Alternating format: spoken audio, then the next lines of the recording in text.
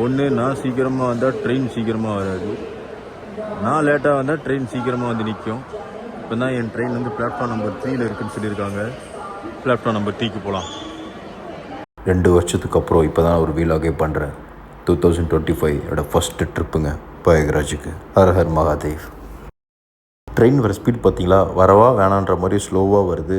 So இந்த train வந்துட்டு Monday and Saturday மட்டும் தாங்க போகுது.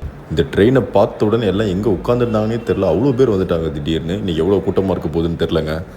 இந்த ட்ரெயின் சென்னை சென்ட்ரல்லேருந்து சப்ரா போகுதுங்க. சப்ரானா பீகாருக்கு போகுது. போலீஸ் பார்த்தீங்களா, மப்டியில் ஒருத்தனுக்கு செம்மடி விழுந்தது. அது ஏன்னா வந்து ஜென்ரல் கம்பார்ட்மெண்ட்டில் சில பேர் சீக்கிரம் ஏறிடுறாங்க, சில பேர் கீழே விழுந்துறாங்க. அதுக்காக இதை அவங்க பண்ணுறாங்க. எனக்கு கிடைச்ச கம்பார்ட்மெண்ட் B2ங்க. ஸோ நான் B2வை நோக்கி நான் இப்போ போயிட்டுருக்கேன். இப்போ பார்க்குறதுக்கு இந்த ட்ரெயின் வந்து சூப்பராக இருக்குது. இன்னும் கொஞ்சம் நேரத்தில் எந்த மாதிரி கண்டமாக போகுதுன்னு தெரியல.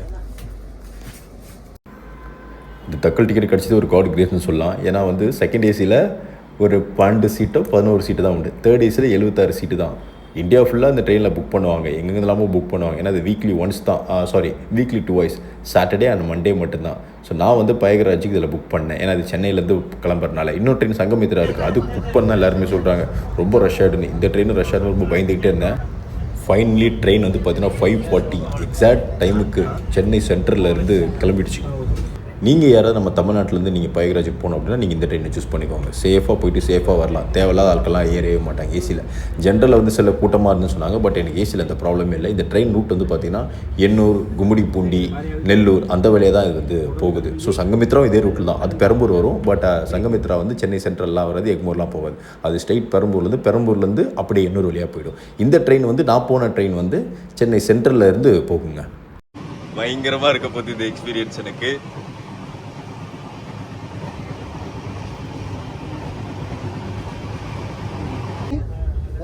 तुम स्टॉपिंग चपड़े यू आल्सो चपड़े यार February 3rd मॉर्निंग ओनली तुम जा रहा हूँ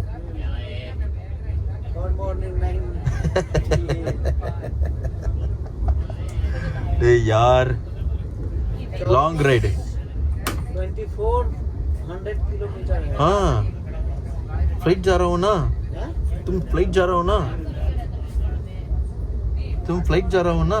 फ्लाइट? हाँ फ्लाइट से भी इनके चलते नहीं गए, थोड़ा हार्ट का पेशेंट है।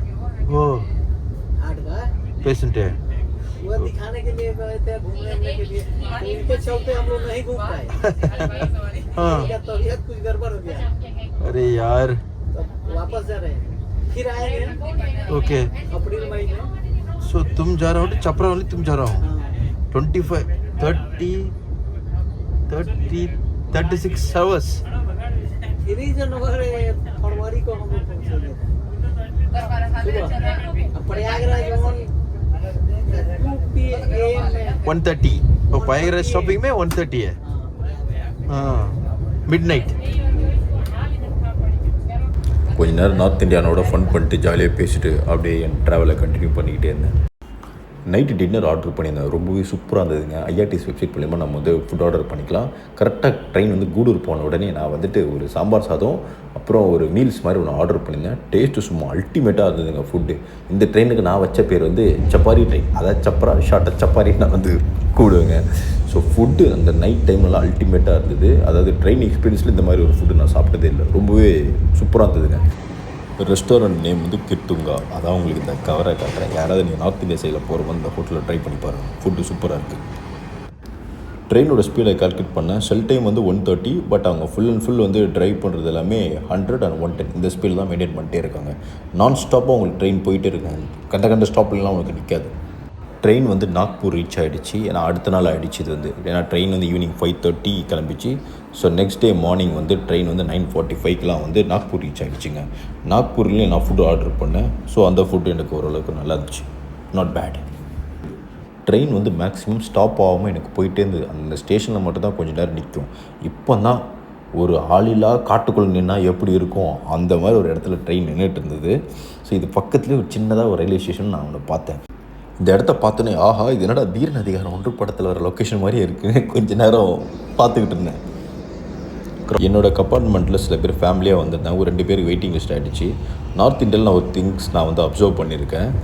டிக்கெட் கன்ஃபார்ம் ஆகலைன்னா என்ன பண்ணுவாங்கன்னா நாங்கள் அட்ஜஸ்ட் பண்ணி உட்காந்துக்கிறோம் அப்படின்னா அந்த ஃபைன் அமௌண்ட் கேட்டால் விட்டுருவாங்க. பட் சவுத் இந்தியாவில் ஒரு மதுரை திருநெல்வேலியெலாம் போனால் அவங்க அக்செப்ட் பண்ணிக்கிறாங்க. எனக்கு தெரில, அப்படி யாராவது அக்செப்ட் பண்ண கீழே மறக்காமல் கமெண்ட் பண்ணுங்கள். மேக்ஸிமம் அவங்க வெயிட்டிங் லிஸ்ட்டாக இருந்தால் அலோவ் பண்ண மாட்டாங்க ட்ரெயினில். சீட்டு இருந்தால் கொடுப்பாங்க, எல்லாம் வந்து கீழே இறங்க சொல்லிடுவாங்க. இந்த சென்ஸ் அவங்க வந்துட்டு ஜெனரல் கம்பார்ட்மெண்ட் நீங்கள் போங்க அப்படிம்பாங்க. அந்த மாதிரி சுச்சுவேஷன் நீங்கள் யாராவது ஃபேஸ் பண்ணி கீழே எனக்கு மறக்காமல் கமெண்ட் பண்ணுங்கள். ஃபைனலி நம்ம ஜபல்பூருக்கும் வந்துட்டாங்க. இது பக்கத்துலேயே நக்ஸலைட் ஏரியாலாம் உண்டு, பயங்கரமான ஃபாரஸ்ட்லாம் உண்டுங்க. ஆனால் ட்ரெயின் அங்கெல்லாம் எங்கேயுமே ஸ்டாப் ஆகல, போய்கிட்டே இருந்தது. மே பிரயாகராஜ் ஆகையா